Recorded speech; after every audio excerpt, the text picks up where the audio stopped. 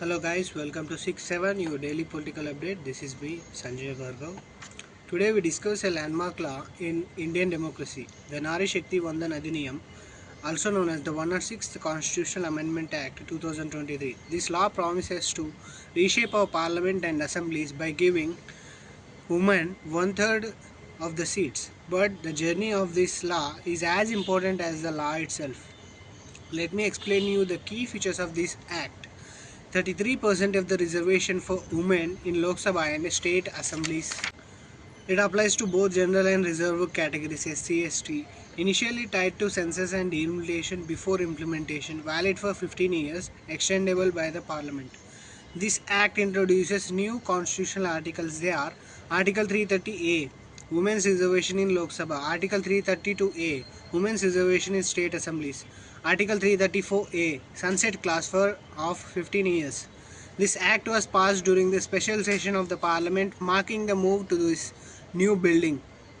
In Lok Sabha, 454 votes we got in the favor of the law and the 2 were against it. In the Rajya Sabha, 214 in favor and none were against it. President assent on 28 September 2023 made it a law. In the meanwhile, Supreme Court questioned why implementation was delayed until delimitation. It stressed women are the largest minority deserving immediate equality. Let's discuss the drawbacks and criticism from various leaders.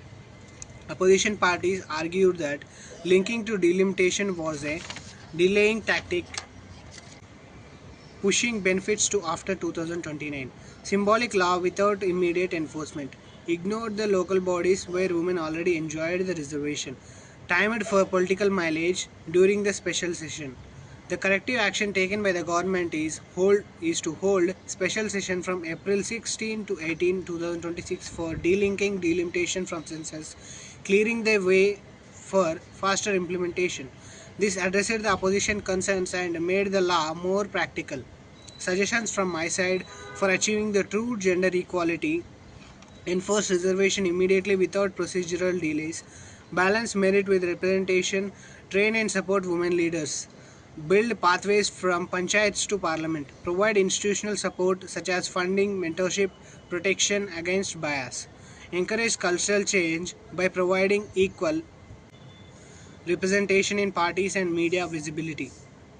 True empowerment means not just reservation but ensuring women rise with merit, leadership and equal opportunity, because gender equality is not charity, it is a constitutional right and it makes our democracy stronger. And let's get into the next news. The debate around women's reservation has now shifted to a bigger issue, that is the delimitation. Telangana Chief Minister Revanth Reddy has written to Prime Minister Modi warning that a purely population-based delimitation will hurt southern states and create imbalance in our democracy. So the real question is, how do we balance representation fairly across India? The core issue is the delimitation. Delimitation means redrawing the constituencies based on the population. If seats are allocated only by population, northern states with higher fertility rates will gain more seats. Southern states, which control the population growth, could lose the representation, creating a sense of injustice. This imbalance affects not just a women reservation but the entire federal balance of the power. To achieve justice, a middle path is needed, like Finance Commission, which accounts various parameters to devolve funds to the states. An ideal delimitation commission should consider a balanced formula, not only including population metric alone, but include other factors like GDP contribution, forest cover, GST contribution to the central fund, human development indicators like health and education. This ensures all the states feel valued, not just those with a larger population. And how government can play a role in the upcoming parliamentary special session on the April 16 to 18, 2026. This special session can design a composite formula for delimitation, and the possible approach for this is 50% weightage for the population, 25% weightage to the GDP and GST contribution, 15% weightage to the forest cover and environment protection, and 10% weightage to the social development indicators. Such a formula balances numbers with performance, ensuring finances. In this special session, a quasi-judicial parliamentary body or a commission could be set up independently like Finance Commission, which is tasked with creating a justiciable formula for seat distribution, which ensures federal fairness while keeping a strong center. This body would act as a referee, preventing political misuse of delimitation. True democracy is not just about numbers, it is about justice, equality, and giving every state the power to rise together. And let's get into the next news. Wars abroad are shaking India's farms at home. Fertilizers prices are rising, supplies are shrinking, and farmers are caught in the storm. Let's discuss the global context first. Russia-Ukraine war and the Gulf tensions have disrupted the fertilizer supply chains.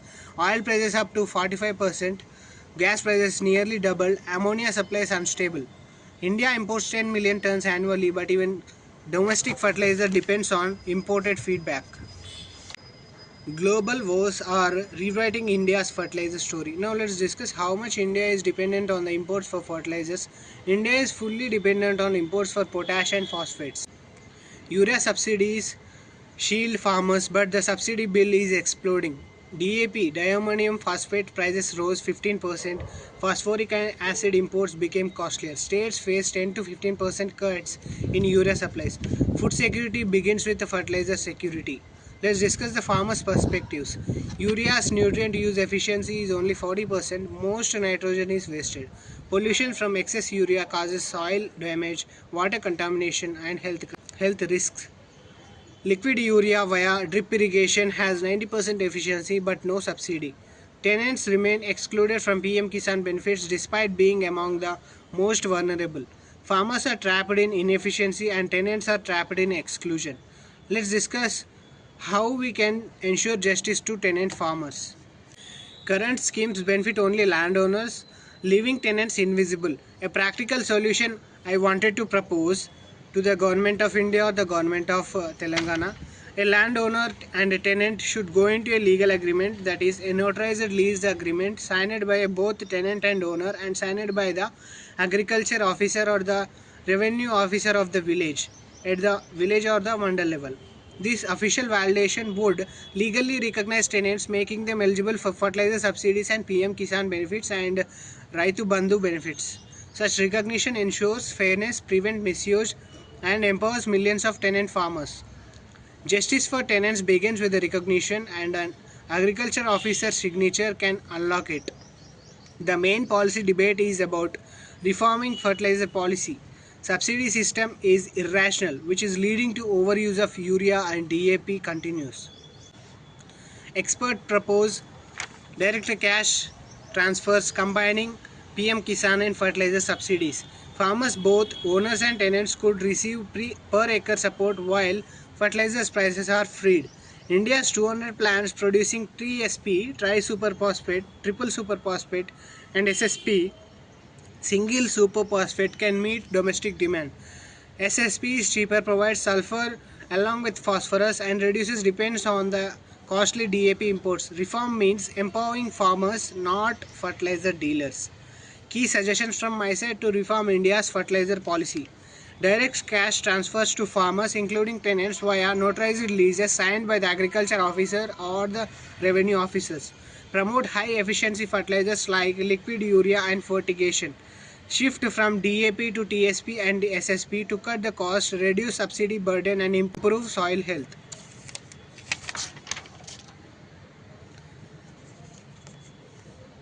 Recognize the tenant farmers legally so they get their benefits fairly.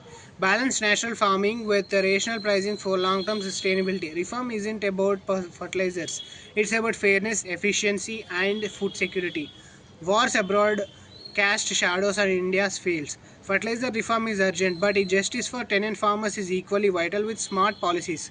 SSP and TSP adoption and official recognition through agriculture officers or revenue officers, India can secure its food future and strengthen its farmers. Let's get into the next news.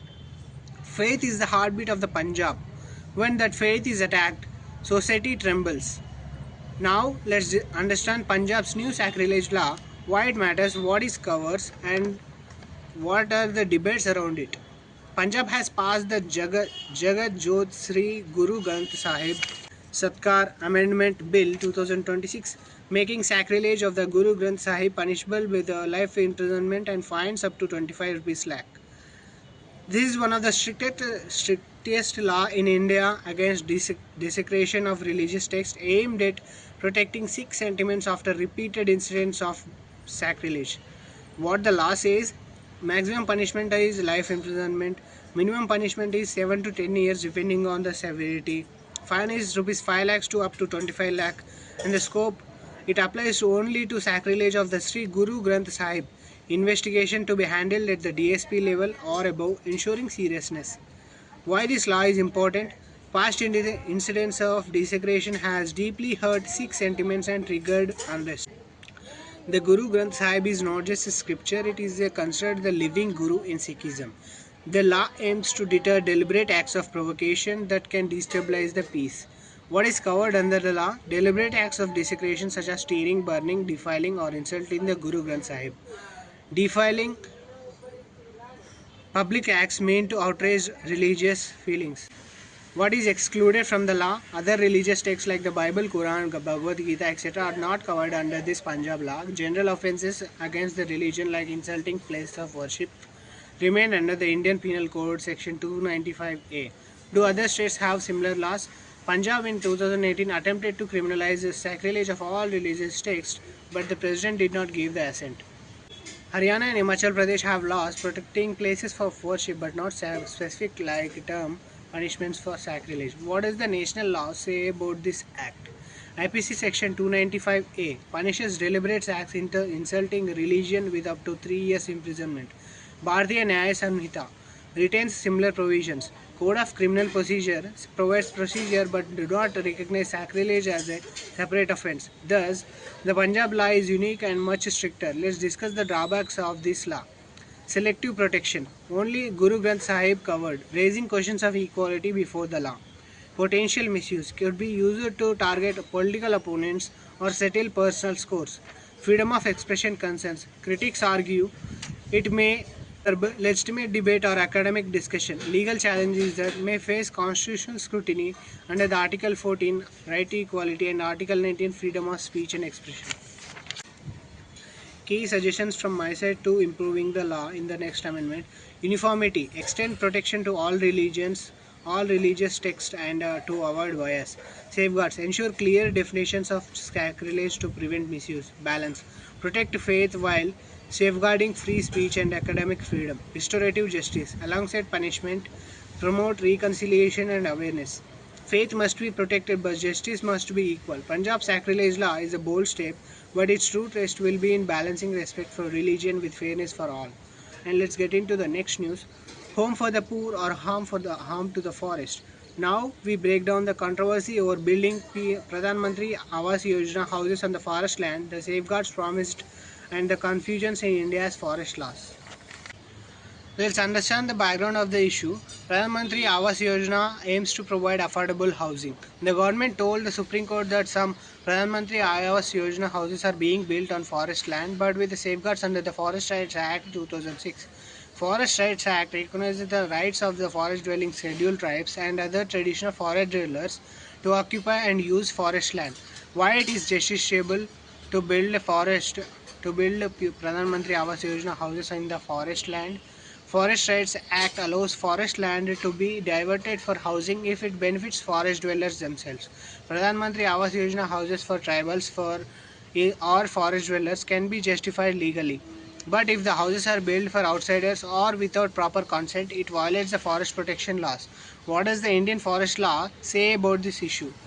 Forest Conservation Act 1980 restricts the diversion of forest land without central approval. Forest Rights Act 2006 grants rights to the forest dwellers including housing.